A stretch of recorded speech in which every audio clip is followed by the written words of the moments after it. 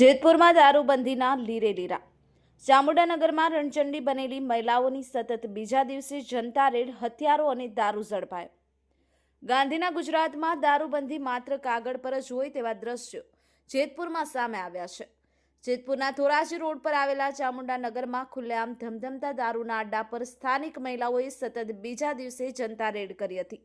આ રેડ દરમિયાન દેશી દારૂની પોટલીઓ સાથે ઘાતક હથિયારો પણ મળી આવતા ચકચાર મચી જવા પામી છે. જેતપુરના ધોરાજી રોડ સ્થિત ચામુંડાનગરમાં એક મહિલા બુટલેગર દ્વારા ઘણા સમયથી દેશી દારૂનો વેપલો ચલાવવામાં આવતો હતો.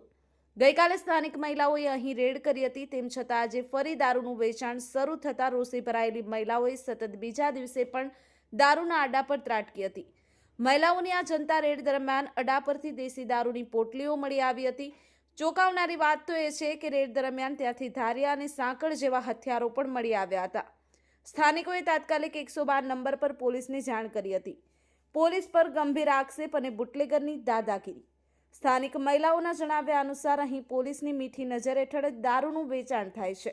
જ્યારે મહિલાઓએ બુટલેગરને પડકારી ત્યારે મહિલા બુટલેગરને ધમકી આપતા કહ્યું હતું કે અમને કંઈ નહીં થાય. આ નિવેદને પોલીસની કામગીરી પર ગંભીર સવાલો ઊભા કર્યા છે.